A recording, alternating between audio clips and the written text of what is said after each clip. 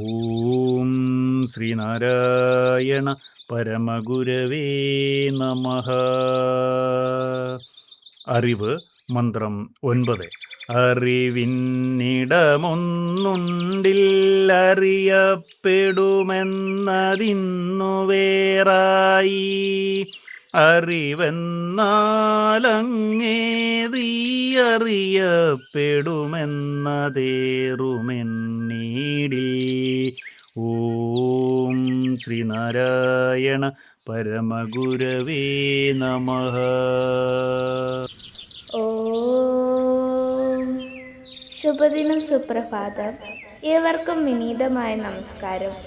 അറിവ് മന്ത്രം 9 വരികളിൽ ഉള്ളടങ്ങിയിരിക്കുന്ന അർത്ഥം എപ്രകാരമാണെന്ന് നമുക്ക് നോക്കാം. ഏകമായ സത്യം അറിവാണ്. അതിനു മാത്രമേ നിലനിൽക്കാൻ ഇടമുള്ളൂ. ആ ഇടം ഏകവുമാണ്.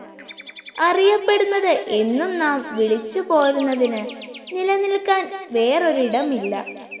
ആ സ്ഥിതിക്ക് അകലത്തിലിരിക്കുന്ന മറ്റൊന്ന് എന്ന തരത്തിൽ അറിയപ്പെടുന്ന വിഷയങ്ങളിലേക്ക് അറിവിന് എങ്ങനെ കടന്നു ചെല്ലാൻ സാധിക്കും?